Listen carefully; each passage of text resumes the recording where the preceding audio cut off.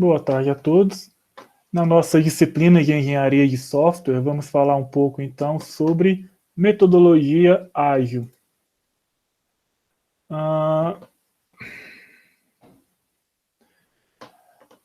Sabemos que a maioria dos pressupostos sobre negócios, tecnologia e organizações tem pelo menos 50 anos. É comum caracterizarmos este período, atrelado às organizações, como um tempo já vivido. Então, como resultado, estamos ensinando e praticando políticas que estão cada vez mais em desacordo com a realidade nos dias atuais e, portanto, contraproducentes. É uma afirmação de Drucker, ainda no final da década de 90. Nisso, a gente começa a ver que a partir desse marco, a partir do final da década de 90 e início dos anos 2000, a indústria, especialmente a indústria de software, ela começou a tentar trazer práticas que levassem a uma metodologia mais ágil quanto à entrega de produtos com qualidade e que atendesse os seus clientes da melhor forma possível. Então, desde os primórdios, essa nossa indústria de desenvolvimento de sistemas costumava e ainda segue a chamada metodologia tradicional. Fazendo um paralelo, essa metodologia, essa abordagem tradicional, ela pode ser então caracterizada como o planejamento das atividades, sua análise e desenho, a realização de programação e testes, até que a gente consegue entregar para o cliente o produto para instalação e uso adequado em ambiente operacional. Com a abordagem da metodologia ágil, a gente passou a ter então uma nova perspectiva ainda no início dos anos 2000, que era manter as atividades de planejamento, trabalhar as atividades de requisitos que são priorizados, aqueles que são mais importantes ou devem ser executados de forma estratégica nos primeiros instantes, nas primeiras oportunidades do projeto, e depois trabalhar as demais atividades, como análise, desenho, programação e realização de testes, de forma iterativa e incremental, fazendo com que, a cada período de tempo, a gente passasse a entregar valor ao cliente, e esse valor ele se encaixava por meio das consultorias realizadas, dos artefatos, sejam eles documentos, diagramas ou produtos de códigos-fontes que eram entregues ao cliente, eram disponibilizados em ambiente de produção ou para verificação do cliente, para que uma etapa seguinte pudesse incrementar esses artefatos e fazer com que isso desse um pouco mais de autonomia e um melhor acompanhamento do projeto para suas principais partes interessadas.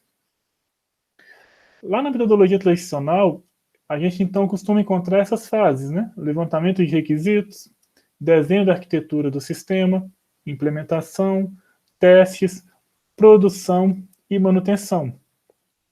É a chamada criação de conteúdo no modelo tradicional. Você faz uma pesquisa, você organiza os pensamentos em documentos escritos, você faz a análise, o design da proposição, você edita, você cria essa implementação, você tem a aprovação do cliente e você entrega o valor.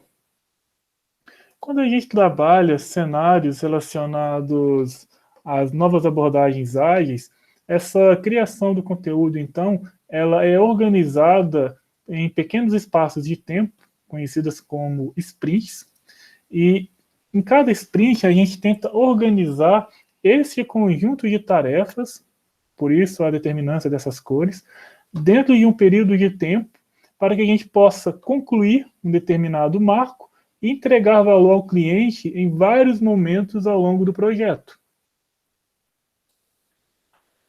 Na metodologia tradicional, embora ela seja tecnicamente correta, ela é vista como desnecessariamente rígida, ao tornar o processo tão formal que impede que os clientes tenham o desenvolvimento na velocidade que necessitam. Então, com a maturação, com a maturidade da indústria de software, problemas como um possível atraso entre as necessidades do cliente e as entregas começaram a surgir, e a essa necessidade, e houve uma necessidade pela indústria, pelo mercado, de encontrar soluções que tentassem aclarar, que tentassem minimizar essas dores de cabeça.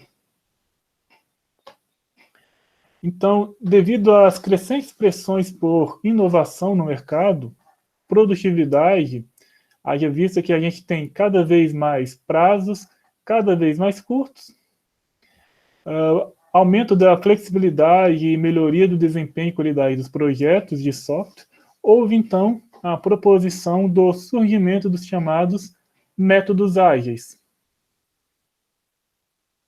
A abordagem ágil surgiu então dessa necessidade de melhoria na forma como estamos desenvolvendo software, e o foco principal é sempre satisfazer as necessidades do cliente.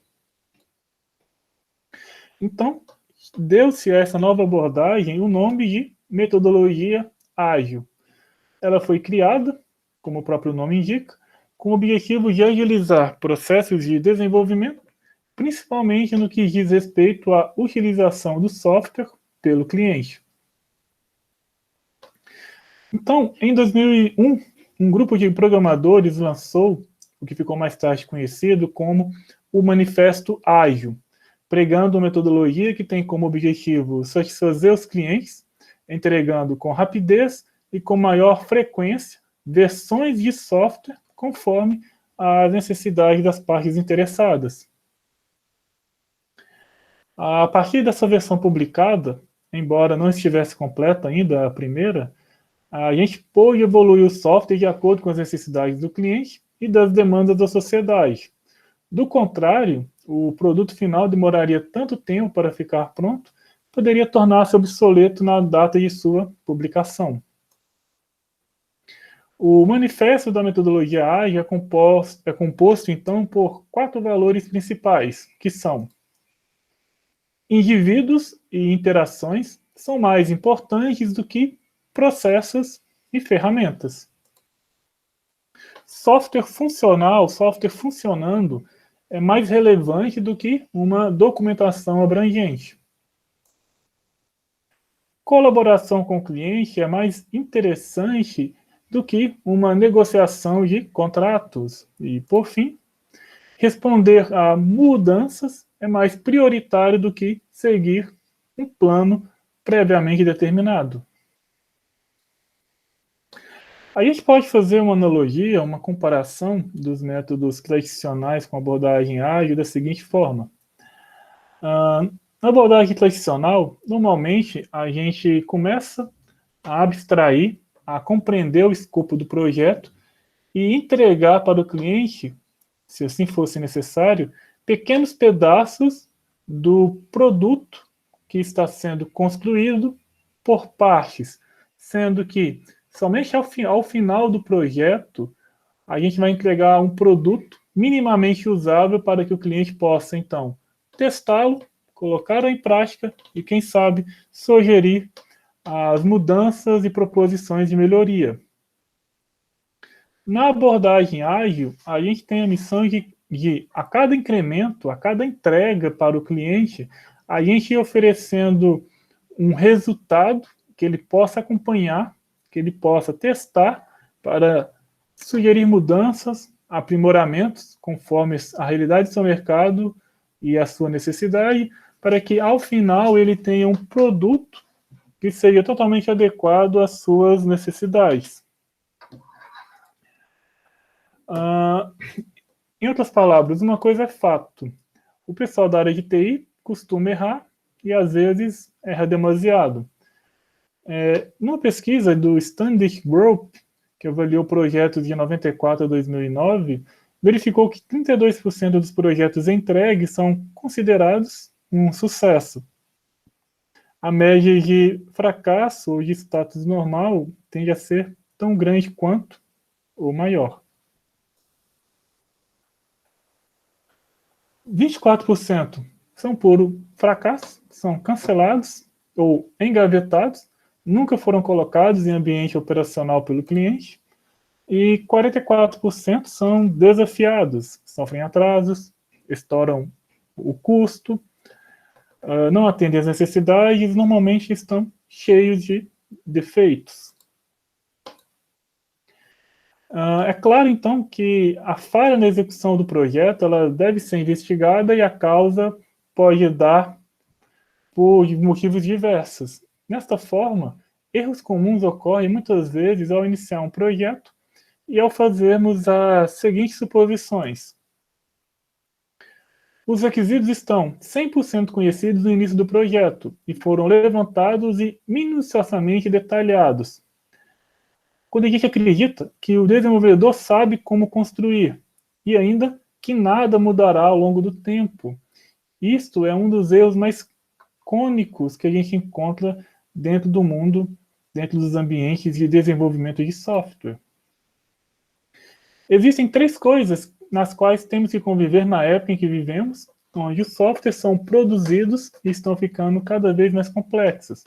Primeiro, o cliente descobre o que realmente quer, ou seja, é puro desperdício de tempo e esforço tentar detalhar minuciosamente os requisitos do início do projeto e escrevê-los sob pedra, fazendo com que isso eles não possam ser mutáveis. Muitas vezes esses requisitos eles tendem a mudar, mas não necessariamente porque o cliente quer, mas porque a necessidade exige, porque o mercado exige. O segundo ponto é que os desenvolvedores só descobrem como construir ideias, novas tecnologias e opções surgem durante o decorrer do projeto. Desta forma, uma nova ideia não deveria ser mal vista pelo gestor e pela própria equipe. E, por fim, muita coisa muda ao longo do tempo. A equipe pode ser mudada, as necessidades dos clientes podem ser totalmente alteradas em virtude da legislação, do seu posicionamento no mercado e até mesmo por causa da concorrência entre outras organizações. Então, a metodologia ágil, ela tenta trazer como princípios de agilidade a habilidade de criar e responder a mudanças, buscando a obtenção de lucro em um ambiente de negócios turbulento. Ou ainda, a capacidade de balancear a flexibilidade e a estabilidade. O nosso autor enfatiza que a ausência de estrutura ou estabilidade pode levar ao caos, mas que a estrutura em demasia gera rigidez. Então, algumas vantagens identificadas com o uso da abordagem ágil. Por exemplo, focar no aumento e maximização do ROI, que é um indicador que indica o retorno sobre o investimento, e o valor de negócios, por meio de planejamento, foco no objetivo. Na abordagem ágil, as entregas dos produtos são mais rápidas, frequentes e regulares. Existe a chamada aceleração do time to market, o que traduz em ganhos de competitividade. A maximização do valor agregado, o foco no que é prioritário e no que traz mais valor ao usuário, o que se traduz em ganhos de usabilidade.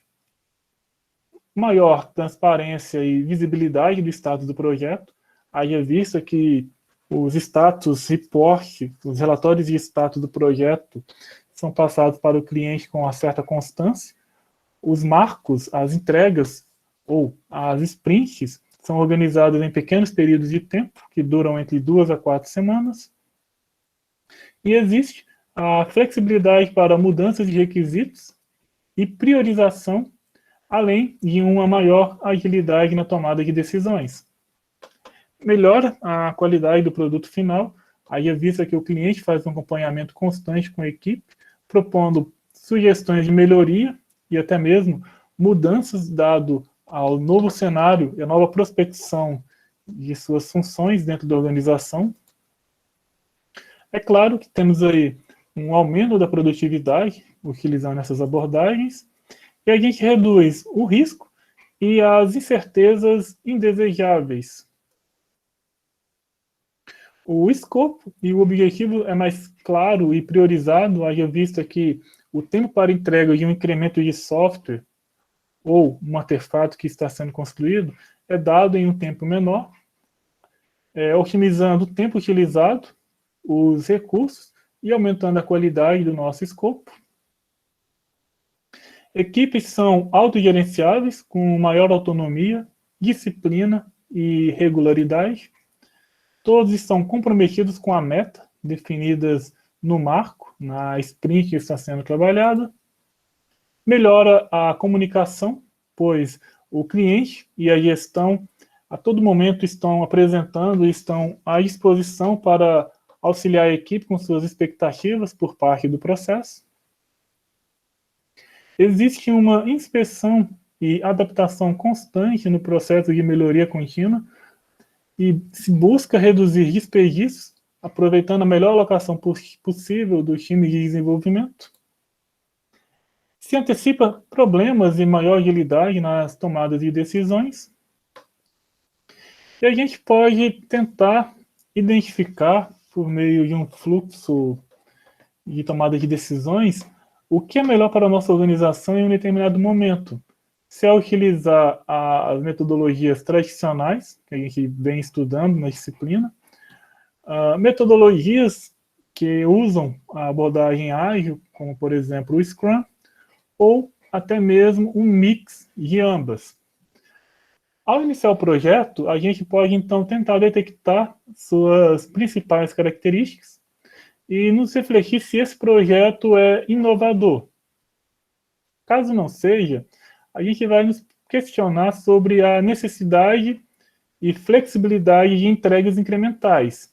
Se isso não for necessário, se a gente pode utilizar o produto ou o incremento de software somente ao final de um ciclo, a gente pode então optar pela metodologia tradicional como um viés forte. Caso o nosso projeto seja inovador, a gente vai perguntar se ele é uma mudança abrupta, um projeto inovador radical.